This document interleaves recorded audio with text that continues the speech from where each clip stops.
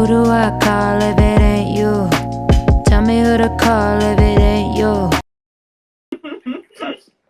How are you doing today? Good. It's rainy. I picked up some groceries.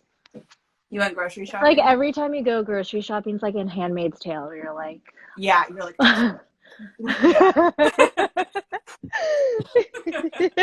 like making a run for it. Yeah. Oh, It's like, yeah, but it's like the most important thing when like for me to get is like Topo Chicos. I saw you the other day. You were like pounding the Topo Chico. So we Yeah. know now I'm who's like, the Topo Chicos. yes. You open her fridge, her apartment, there's Oh not. my God. You're not 40. I have this like earthquake.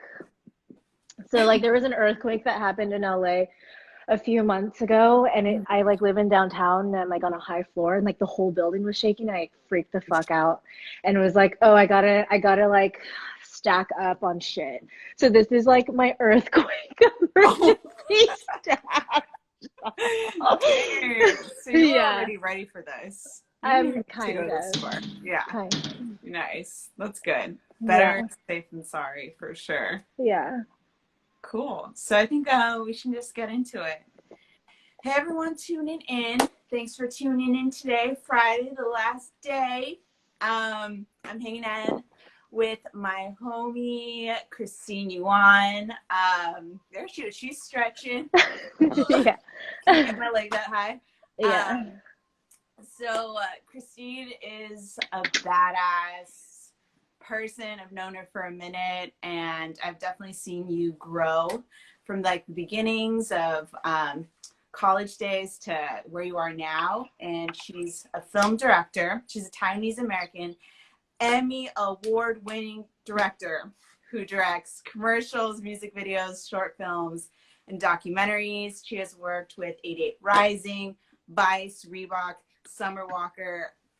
She's nonstop. She's going to keep on going. And she's here today to chat with us for 30 minutes. So why don't we just get into it? And why don't you tell us a little bit about like your background story, where you started, and did you always want to be a film director? Is that something like you always dreamed of when you were like a kid? No, I wanted to be like a painter, an artist. I actually wanted to get into Desma or art, but couldn't get in. And then Probably for the best. well, just like was walking around North Campus and saw like a sign for the film school, and I was like, oh, let me like just see what this is about. And then just applied on a whim and got in, and like kind of my first intro to film was like film school. And then even like learning about shot, reverse shot, and editing, I was like, holy fuck, like I never watched things that way. Yeah. Like with like a film perspective, like a directing perspective, like just the way that everything's kind of like laid out. Yeah, like how you I used to be such a passive watcher. Mm-hmm. Yeah. I remember when I first like started watching films like for like in college for like video assignments, that kind of like fucked me up because I wasn't able to like thoroughly enjoy the film anymore, like just as like a viewer. Yeah. But it was great to kind of like break everything down and whatnot. Right. But it's also good on the flip side, because when you're watching a horror or something, I just watched this Japanese film called Ichi the Killer, and there's it's like basically the film Tarantino ripped off to do Kill Bill, like the gushing blood, and like there's this scene where like this character cuts his own tongue off, and like at first I'm like, no, fuck, I can't watch this, but then Pasquale was like, dude, it's not real. I'm like, yeah, you're totally right. Like, how do you watch this with like, from a more production point of view? Yeah. But I forget who was what I was listening to, but someone was kind of talking about films like in that way. Like that's the whole point of films. Like you go in there and you get like mind fucked for a little bit, and then you come out and you're just like, whoa, what just happened? You know, like that's like the objective, like to take you somewhere and to like take you out of like your current reality. Like there's a problem that happens, like you get like anxiety as you're watching it, and then you know everything kind of like comes down after that. I mean, I think that's what's so great about it, is the escapism, and like to be a director, it's like the funnest thing about it is to build a world. Yeah, For sure. Yeah, and you're like so good at that. I feel like especially in your latest film with Lil Kim, you casted like Lim Kim, but it Lil is Kim. Lil Kim. Her name's Lim Kim. She's like a Lil South Kim. Korean. No, but when I first got the email about the project, I was like, holy fuck, Lim Kim. But it's different. It's a different artist. Yeah. But she, like, within your film, you casted like a bunch of aunties to kind of just be like playing around. And do you want to like expand on that and just like how you even got about to like casting a bunch of aunties? And like also I feel like you're so good at this where you don't necessarily, your go-to isn't just like, okay, I'm just gonna cast like a bunch of like really hot young people, you know, you like kind of always try to like break that and cast especially like Asian Americans, like making sure that narrative is always on screen. Do you want to talk a little bit about that? Yeah, I think we were basically making like a heaven of like Asian women, and I was like, there needs to be some IEs, like aunties, because I just love their bold personalities, and they had such like they were all characters in themselves. And I just knew that like the weirder the better, and it's like not what you expect if you put a bunch of IEs in like a garden hot tub. And like it was just so cute. Like one of them came out and she had like pins across her chest, like tying the shirt together. And I was like, oh my God, I love that. Like my stylist did that, and he was like, no, her like bust just like broke the shirt open and she just like tied it herself.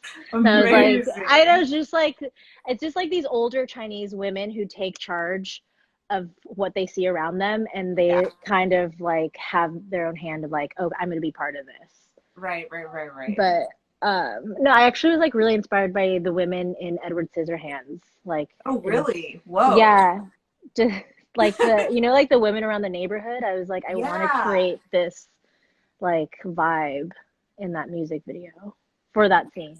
Yeah, that's sick. What else are you like what else like inspires you? I feel like all of your work is so visual, and just like, even I remember your first film that you did at the like your old apartment in Los Feliz. Like that was kind of like, that film, I feel like you identified so much with, you put like so much of your personal self into it. Like how do you even like get to that place and get like the courage and confidence to kind of like put you into there?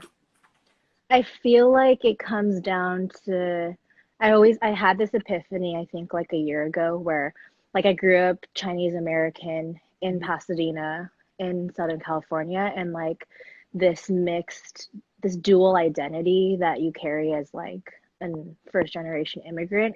I feel like that's what drives what I'm inspired by, this like search for identity. Like I think like if I was born in Taiwan and everyone around me was mostly Taiwanese, like, and it was homogenous, I don't know if I would have like the same like search for art, or to even create art, or even to make things.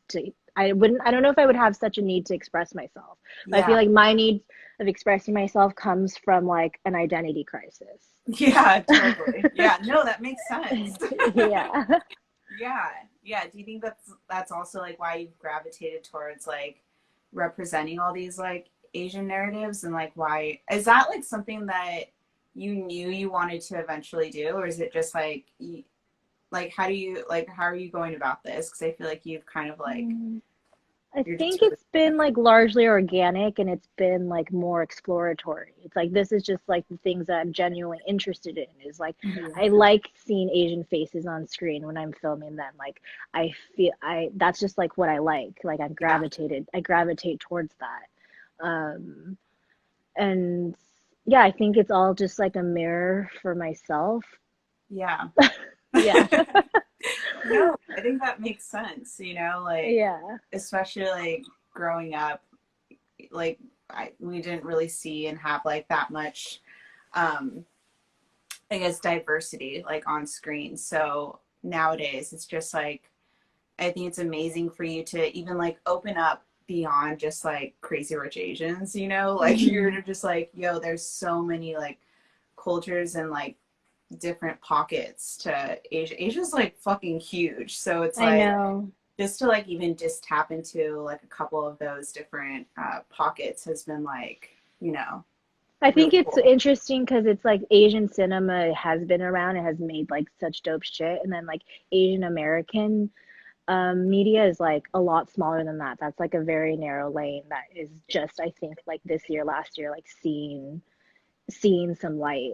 Mhm. And I think that's like a very interesting niche of just like Asian American stories. And I think like last year I worked mostly like I worked like 50% in Shanghai. So it's like Mhm. now my perspective has like kind of stretched globally where I see like the China perspective on American media, and then like growing up in America, it's like I it's like these two alternate POVs are now like meshed into one, and like realizing like how ethnocentric media can be.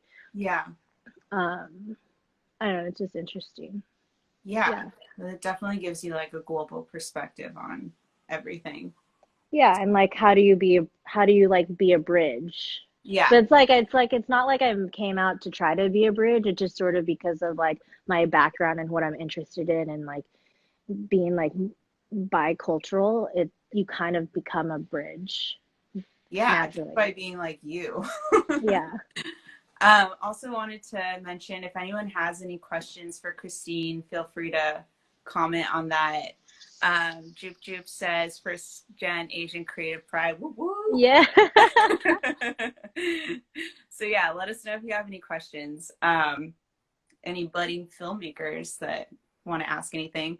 I have a question for you. Do you ever deal with imposter syndrome, like when you were kind of just getting started, and like, did you deal with that, and like how did you kind of get over that?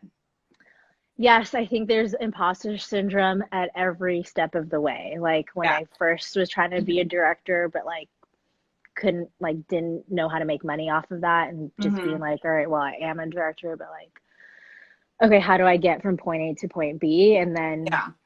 you like just put in the work and you put in the time, and then eventually people start paying you for it. Yeah. Yeah. And then now it's like, especially in quarantine season, it's like, oh, this is a great time to work on your passion project, or like whatever film you wanted to work on your own. But like even in that in itself feels like I kind of experience imposter syndrome with that, because it's not like someone commissioning you to do something. It's like you have to make something not real. Yeah. And like in the development stage, if it's just you writing the concepts or you ideating, it's like hard when you don't have like a bounce board or a writer's room or something.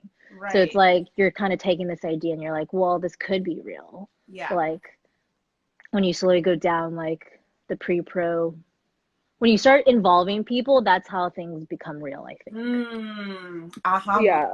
Yeah. Whoa, we're getting a lot of questions. Let's see. Holy Crush is asking, what's your most recent muse inspiration? Um, movies, I think. What have I been inspired? Honestly, I've been inspired by like female comedies. That Cool. is like my mood right now, Yeah. is Yeah. like that movie Rough Night, which is not what you would think that I'd be inspired by, but like I'm honestly just inspired by shit that's like funny and Yeah. like easy right now. Me too. Um, Yeah. but I did watch Ichi the Killer the other day, which Nice. is very inspirational Cool. if you want to get gory. Yeah. Yeah. Sick. Someone else is asking, hey, how do you think directors should go about approaching artists they would like to work with? That's a good question. I think try to DM them Mm. or email them. It's kind of funny, like there's some artists that I've got in touch with now that in the past I had DM'd, Yeah. being like, and then so when I go into the like history of the chat, I'm like, oh fuck, can I delete this, or Yeah. does it just delete on my end, or can they Right, see right, that right. I hit them up like 3 years ago? Yeah, I'm guilty of that too. It's Yeah. embarrassing, but yeah. Did they No, it's get it? no, it's like just hit them up. Yeah, I would say like just hit them up, and if they don't get back to you, maybe 5 years from now, like something will happen. Like I remember when I first heard about 88 Rising, like everyone I knew, I was like, someone get me in with 88. I need to work with them. Like this is it. Like there's synchronicity here. And then no one I knew could get in touch with them. And then like 4 years later, it was like some weird chain of events where they ended up hitting me up. Yeah. So you just like never know if you Right. just manifest Right. the thought. Yo, manifestation is real. Yeah. Your eye on the prize. Yeah. Someone else, these are a lot of questions. Good. Any advice on people who want to get involved in your type of work, not necessarily your position as a director, but maybe other jobs that gives the opportunity of working in that field? Do you mean like film? I'm assuming in like the film industry. Yeah. I would say, I mean, I started as a PA. Like I've worked literally every department. And I think that's like a great way to get on set is like PAing. Yeah. Or emailing people that you like if it's a DP or a stylist, or if you see someone's work out there, hitting them up and being like, hey, I'd love to come shadow you. Like, Right. yeah. Yeah. I think that's probably important, like any field, especially because it also gives you like a larger, like understanding for like every type of role. So then like once you do become like a director or like you're in a higher position, you know what like those people went through and like what they should be doing, like what, you know, the job or position, like how they can Right. contribute to help you be better. Yeah. That's I remember I was assisting a stylist and I was like, holy shit, this job is so hard. This is like so much organizing and like, yeah, it's like they're there later than like the grips and the lighting department because they're just like organizing clothes and accessories. Yeah. It's like Yeah. I wouldn't have known that like if I hadn't like experienced it. Exactly. Also just gives you like empathy as like a human being for like other people's jobs. Yeah. Kind of like that saying where everyone's like says everyone should experience working in like the service industry because then you just have like an understanding for like you know, Dealing with people. Yeah. Oh my God. Yeah. It was so hard for me to get a service industry job or like in retail in high school. Like my dream was like to work at the Gap or something. And I've applied like 10 times, like could not get a job at the Gap. She wanted those cargo pants. I know. Yeah. Another question. Wow, people are coming through with the questions. This is great. Oh yeah. Nocturnal Uniform asks, can you break down how you filmed the VFX in the Subway Reebok commercial? I know one. Yes, so that was all storyboarded, and so we knew what images were gonna go within each frame.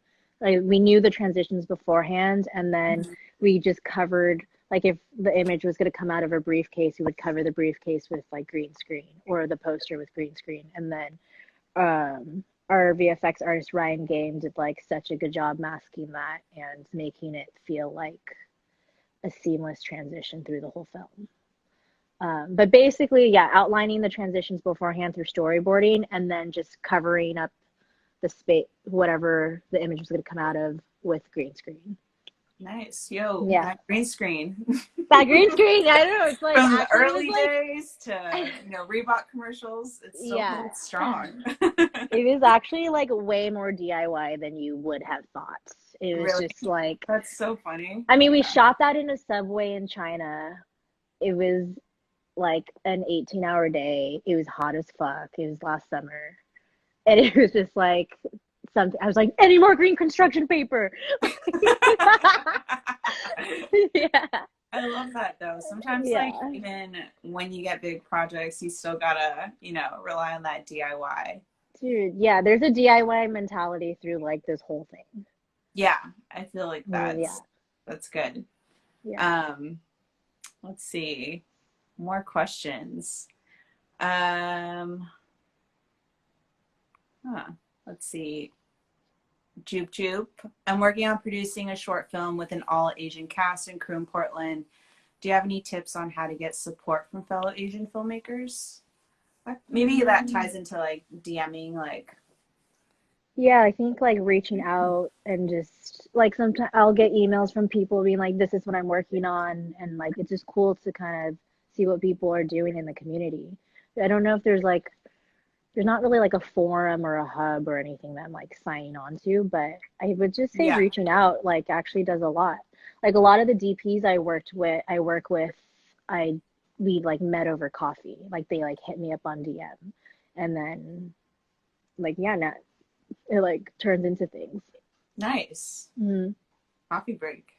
Yeah. What about like right now? Like, how are you kind of staying busy during the quarantine? I feel like right now it's either like time to kind of just be sketching out new ideas, like taking advantage of being able to like relax and everything being on hold, or taking advantage to kind of like accelerate. Yeah, I think it's like it is a time to like ideate and like go back to those passion projects, but I also think you shouldn't put pressure on yourself. But like for me personally, I have been going back to things and like writing things and putting pitches together, but I also I'll do that for like a few hours and then like watch 10 episodes of The Office. I think it's like Yeah. I think it's the balance, and you don't need to put pressure on yourself because this is like a weird time. And Yeah. um yeah, a friend of mine, Peter's like, you should just get on Animal Crossing. It'll be better for your mental health. But I No, feel I've like heard pretty about that. mentally healthy. Yeah, like I Good. don't feel like this is not the lifestyle change has not been like drastically different from being freelance. Yeah, right. Yeah, yeah, We've been uh, prepping for this for a while. yeah. I know. I mean, you already have your earthquake kit, so I do. I feel like Yeah, you're good in that area. yeah. Somebody asked, what do you think makes a good music video? I think it's when you're watching and you're like, wow, I've never seen this before. I've never felt this before, and like for some unexplainable reason, it feels fresh, or it like draws. There's a definite there's a vibe to it. That's when like I think a music video is good. And it doesn't even need to be shot well, and it's just like you see an idea that is being communicated and executed well. Yeah. Like my friend Erin just did a music video on Zoom. That Cool. was super cool. She Yeah. like had dancers in each of the grids, and it was like a Zoom music video, a choreographed Zoom music video. Like, that wasn't like she didn't have to shoot it with a super nice camera, but like the whole idea of it is like really impressive. Yeah, and that's like just utilizing what you have at home, like what you have access Yeah. to. Like Yeah, I that's think now pretty more than amazing. ever, it's like the powers and like the people with even just like us right now doing this IG live. It's like Mhm. we're all like we don't need to get a slot on Ellen. It's like, Right.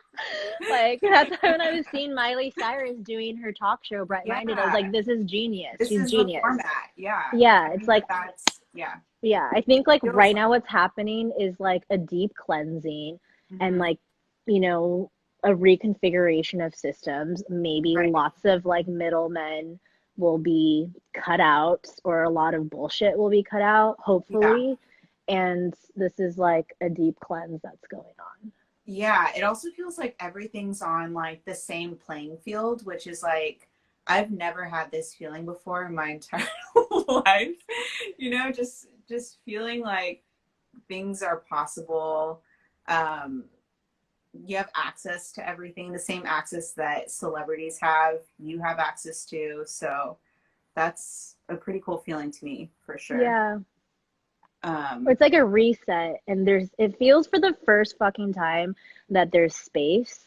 There's like energetic spaciousness, so it's like you're not caught up in whatever hustle. It kind of like you reevaluate your priorities, and like was that so important that you like gave up this, It kind of just helps create space, which yeah, I have been grateful for. agreed.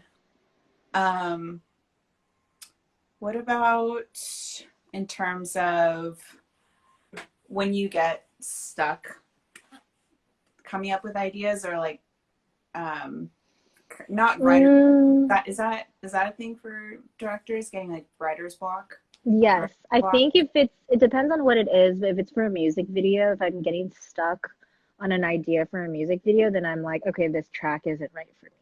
Like it's gonna Mhm. get, like, it needs to get to a point where I'm like, it needs to come organically, and like when I find myself forcing things, which I've definitely forced some pitches before that I've never got, that I just didn't win, Mhm. and those just never work for me. And then you get to the point where you're like, okay, well, this is forced. Then you have to actually shoot the thing. You're like, fuck. Really? Okay, I mean, no, cool. that's never Yeah. happened to me, but I'm just saying, No. like, if you're not wholeheartedly about the idea and then you have to go into production with it, Whoa. you're just kind of like, what did I get myself into? But Yeah. But you had that feeling from the beginning? yes, from the beginning, it's like an intuitive thing. It's like an Yeah. intuitive radar, and it's like up to me. Sometimes I don't listen to it. Sometimes I Yeah. do. Sometimes I like justify reasons for not Yes. listening to it. Yeah. But if you can like just trust your intuition, this is like me talking myself, like you can just trust your intuition, like it'll just be way smoother. Yeah. Like you don't have to, like there's so much resistance, I think, creatively sometimes.